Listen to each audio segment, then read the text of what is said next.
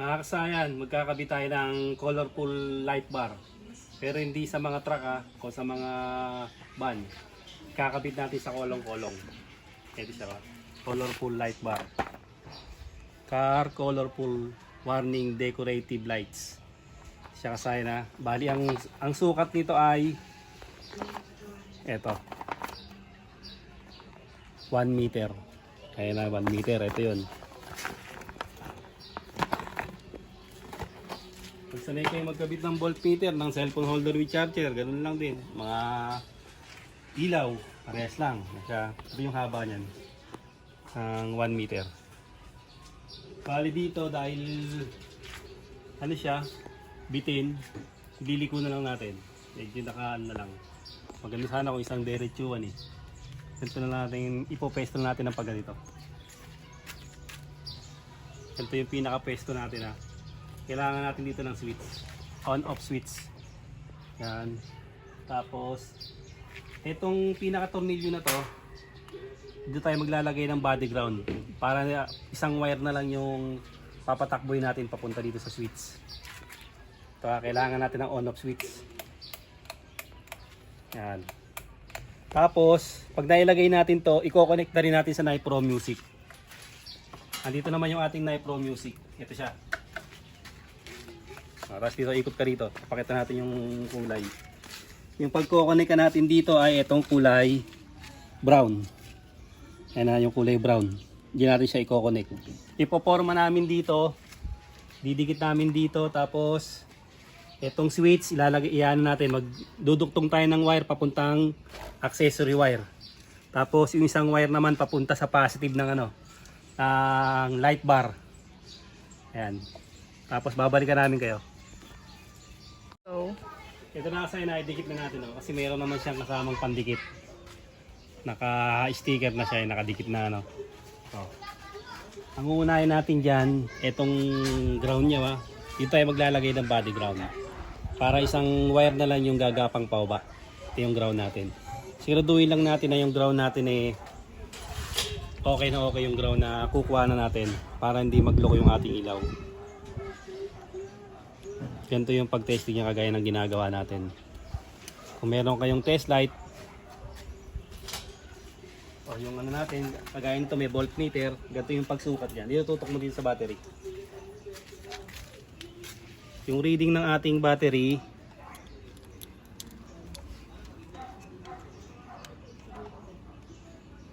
yun ang reading 12.6, 12.7. yan.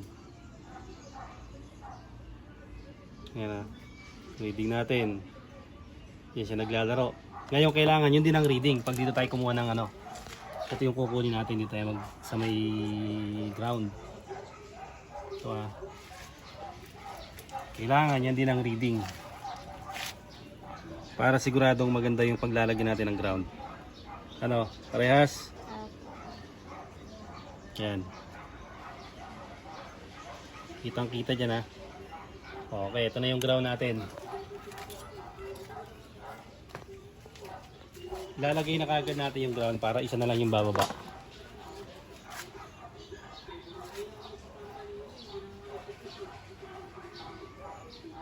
Medyo makapal naman yung wire nya.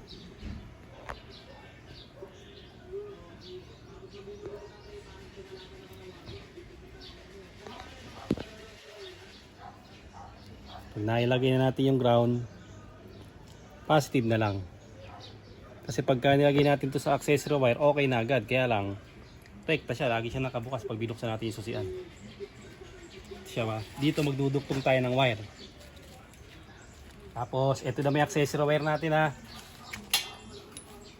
Magkakasupply lang siya pag binuksan natin yung susian. Kung meron kayong relay naman, number 87 ang relay niya siya ilalagay. Kung may relay kayo sa mga accessory. Yan siya. Yan pag pinatay natin, patay din siya. Pag binuway natin, buhay din siya. Yan yung accessory wire Pwede kayong kumuha sa brake switch, flasher relay, tsaka sa starter relay. Yan na may mga mayroong mga nakalagay na accessory wire. Yan siya. Dito natin siya ilalagay. Ngayon, Siyempre dahil gagamit tayo ng switch, ito yung on-off switch natin, oh. Ilalagay natin dito yung isa. Yan, pagkalagay natin, yung positive ng ilaw, ilalagay natin. Halimbawa, hindi kayo maglalagay ng hindi kayo maglalagay ng passing light, hindi siya gagawing passing light o blinker, hindi na kayo maglalagay ng diode. Ito, ilalagay din natin sa Nipro to eh. Ganito lang yung gagawin nyo, mas madali na. Hawakan mo lang to para hindi baka madikit. Mamaya ihaano pa natin yan. Teteye pa natin ng maayos.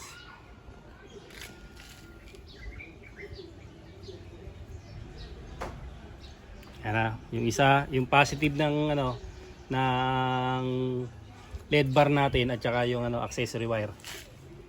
Pag binuksan natin dapat iilaw na siya, ito. Ano siya? Marami siyang ilaw, Iba't ibang ilaw yan. Pag pinatay natin, bukas, okay na siya. Kung ganyan lang ang gagawin nyo. Pero dahil lalagyan natin siya ng Nipro, i-connect natin sa Nipro, gagamit tayo ng diode para pang safety. Magre-ready lang tayo ng diode, babalikan namin kayo. Ito na yung diode natin, Ang hanapin lang nyo lang yung may lining na gray. Yan, tutok sa lining na gray, Ay, lining na gray, yan yung papuntang positive ng ating ilaw. Ito, yung LED bar natin. Ngayon, kung hindi na kayo maglalagay nito, tulad ng sinabi ko sa inyo, okay na siya. Tapos, tignan mo rito yung volts, ikot mo. Tignan nyo, 12.6, 12.7. Pag binuksan natin, 12.6. Yan, nakabukas na siya. Ganyan. Okay na yun sa inyo pag di ilalagay sa passing. Okay na siya. Ganyan na siya, marami ng yan, ba't ibang kulay yan. Mahaba yung yan. Hindi ka agad na tatapos siya. Dito, tutok muna dito. Paiba-iba ng kulay yan. Kaya nakabukas pa tong natin positive. Ito yung positive natin, Dahil yung negative natin, ito na. Nalagay na rito. Etong yung may lining, pa-block sa ilaw. Dito yon, bali dito. Dito na natin siya kukunin. Para mas malapit sa doon, Kasi nandoon yung kulay natin kulay brown. Dito pwede rin naman. Pwede rin dito sa taas, nakatalop na to.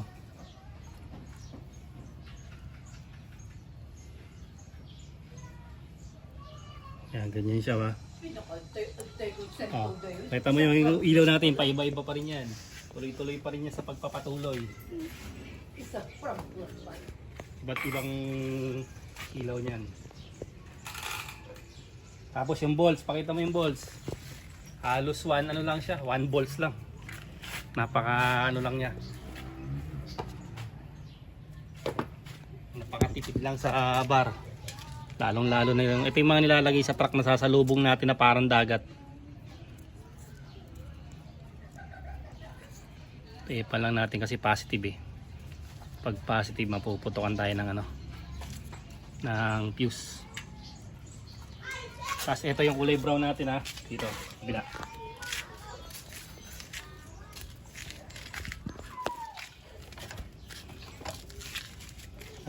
Cutter natin. Lalo pag gabi mas maganda yan.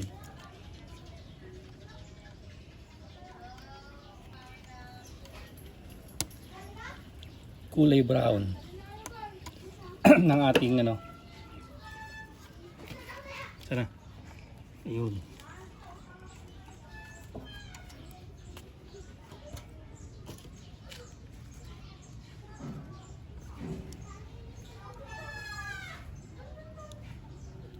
Yung positive to ng ating positive ng ating Nipro Music. Kung lalagay natin sa natin sa ibang okay din siya, pwede rin. Sasabay din siya dyan. Sa busina. Ayan tingnan natin kung sasabay na. Kahit nakabukas siya, hindi siya bubusina. Tapos, pag nakapatay natin, test natin kung gagana siya. Ayan na siya. Pag busina, siya ha. Okay, mamaya babalikan namin kayo pagka dumilim na para mas maganda yung ano, yung ilaw. Okay na kasi dumilim na, kitang-kita na natin ang ating ano, LED bar. Ito na siya. Maraming ilaw yan ha, pabago-bago lang siya. Hindi siya katulad ng iba na isang linya lang. Suka mo lang para makita nila yung pagkakaiba. Slow mo. Slow mo lang siya dyan.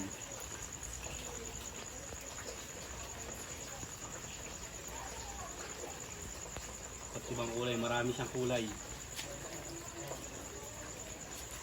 O, banggitin mo, kasayan din ako yung ano, anong kulay. Malinaw pa mata mo. Mabilis to eh. O, pag gano'n naman siya ngayon, iba naman yung posisyon.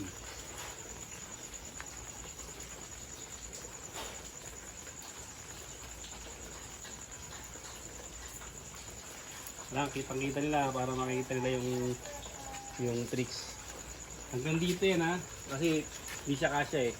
Maganda sana kung diretso yung pahaba. Niliko natin siya kabilaan.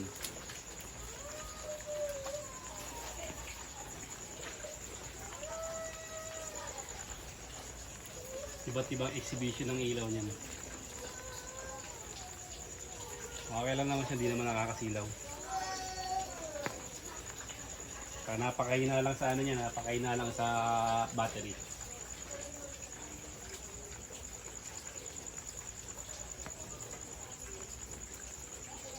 Ngayon pag umulit na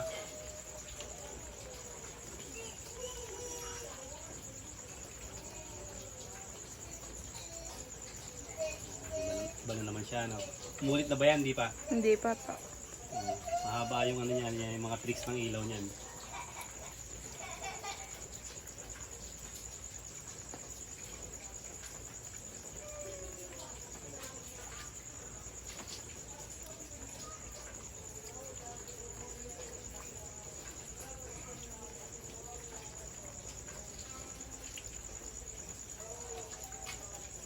Tapos sasabay natin ang ano yan, sabay natin ang park light sa babayan para ma-colorful wonderful. Tingnan ko umulit na ba?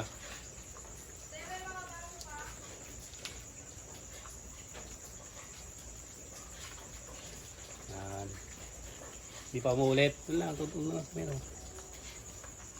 Umulit na ba? Hindi pa to. Marami siyang kulay eh. Iba't iba yung ano niya, yung tricks.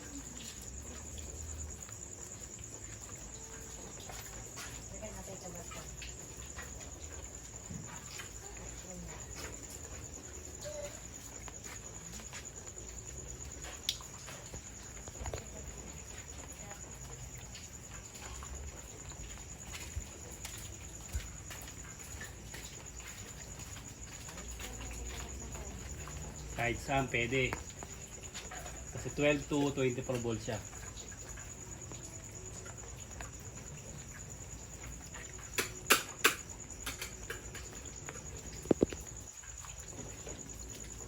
So, ito yung kasaya na. Ito yung ano natin ha. Ginamit natin dyan ha. Yan. Gagamitin nyo kung sakali maglalagay kayo. Yung sa likod. Tapos pinakalagay na ano. Pick up tail light. Hanggang dito na lang mga kasayan. Salamat sa panonood.